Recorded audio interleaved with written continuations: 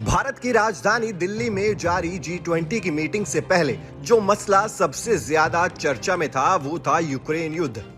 इस जंग में अपनी व्यस्तता के चलते रूस के प्रेसिडेंट व्लादिमीर पुतिन इसका हिस्सा नहीं बने, लेकिन पुतिन के न आने के बावजूद इस सम्मेलन में मेजबान भारत ने उनकी वो बात मान ली जिसको लेकर यूक्रेन और उसके साथ ही पश्चिमी देश भारत पर लगातार दबाव बना रहे थे। इस सम्मेलन में G20 के सदस्य देशों के अलावा 9 अन्य देशों को स्पेशल गेस्ट के तौर पर बुलाया गया, जिसमें बांग्लादेश, नीदरलैंड्स, नाइजीरिया, मिस्र, मॉरिशस, ओमान, सिंगापुर, स्पेन और संयुक्त अरब अमीरात शामिल हैं।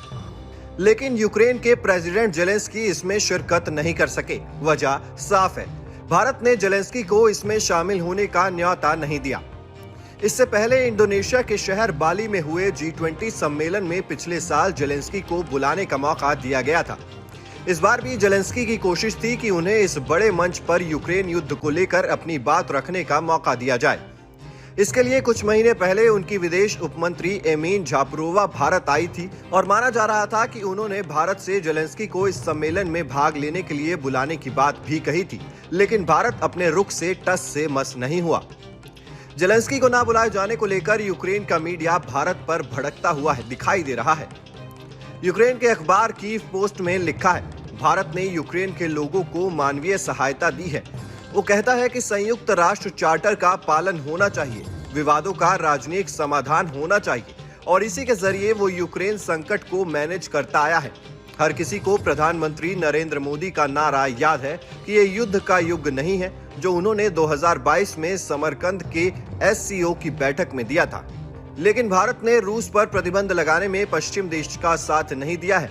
इसके उलट भारत रूस से कच्चा तेल खरीद रहा है और उसने सार्वजनिक रूप से कभी रूसी आक्रमण की निंदा नहीं की है। अखबार ने लिखा कि संघर्ष का जिक्र करते हुए जारी बयानों में भी भारत ने आलोचना करना तो दूर, रूस का नाम तक नहीं लिया है। उल्टा भारत सस्ता रूसी तेल खरीद रहा है, फिर उसे रिफाइन कर पश्चिमी देशों और यहां तक कि यूक्रेन को भी बेच रहा है। दरअसल यूक्रेन युद्ध को लेकर भारत का रुख शुरू से ही स्पष्ट है। जब से युद्ध शुरू हुआ तब से लेकर अब तक भारत ने अपने पुराने दोस्त रूस की ना तो आलोचना की है और ना ही किसी बड़े मंच पर रूस के खिलाफ वोटिंग की है। साफ है, भारत किसी भी दबाव में अपनी आजाद विदेश नीति को बदलना नहीं चाहता और इसी वजह से यूक्रेन भारत पर भड़का हुआ है।